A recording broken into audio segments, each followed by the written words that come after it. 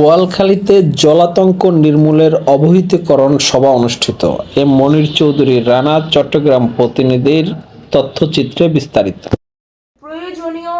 প্রয়োজনীয় একটা উদ্যোগ এবং প্রয়োজনীয় একটা কর্মসূচি, কারণ যেমন আমরা উপজেলা লেভেলে এত বেশি কুকুরের কামড়ের রোগী। বোয়ালখালীতে মরণব্যাধি জলাতঙ্ক রোগ নির্মূলে লক্ষ্যে কুকুরের টিকাদান কর্মসূচি বাস্তবায়ন উপলক্ষে এক অবহিতকরণ সভা অনুষ্ঠিত হয়েছে। আগামী 14 থেকে 18 জানুয়ারি পর্যন্ত বোয়ালখালী উপজেলায় প্রতিটি ইউনিয়ন পৌরসভা এলাকায় বাড়িতে পালিত ও রাস্তাঘাটে থাকা সকল কুকুরকে জলাতঙ্ক প্রতিরোধক টিকা ভ্যাকসিনের প্রদান করা হবে।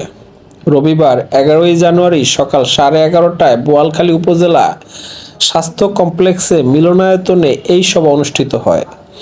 উপজেলা স্বাস্থ্য ও পরিবার পরিকল্পনা কর্মকর্তা ডাক্তার জাফরিন জাবেদ জিতি এর সভাপতিত্বে অনুষ্ঠিত সভার প্রধান অতিথি হিসেবে উপস্থিত ছিলেন বোয়ালখালী পৌর প্রশাসন কানিজ ফাতিমা।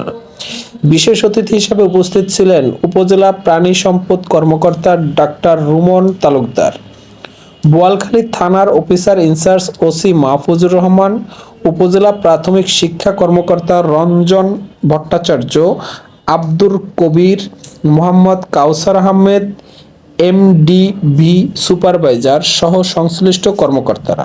এছাড়াও উপজেলায় 9টি ইউনিয়ন ও পৌরসভার সংশ্লিষ্ট ইনচার্জ, সাংবাদিক ও বিভিন্ন শ্রেণীর পেশার মানুষ সভায় অংশগ্রহণ করেন। সভায় সভাপতিত্বর বক্তব্যে ডাক্তার জাফরিন জাবেদ জিতি বলেন, জলাতঙ্ক একটি ভয়ঙ্কর ও মরণব্যাধি রোগ যার মৃত্যুর হার শতভাগ। বিশ্বে প্রতি বছর প্রায় 59,000 মানুষ জলাতঙ্কে আক্রান্ত হয়ে মারা যায়। বাংলাদেশের প্রতি বছর প্রায় 4 থেকে 5 লাখ মানুষ কুকুর, বিড়াল, শিয়াল, বেজি ও বানরের কামড় বা আঁচড়ে আক্রান্ত হয়, যাদের অধিকাংশই শিশু। তিনি আরো বলেন, জলাতঙ্কের ভয়াবহতা বিবেচনায় সরকার এ রোগ প্রতিরোধ ও নির্মূলে বিভিন্ন কার্যক্রম গ্রহণ করেছে।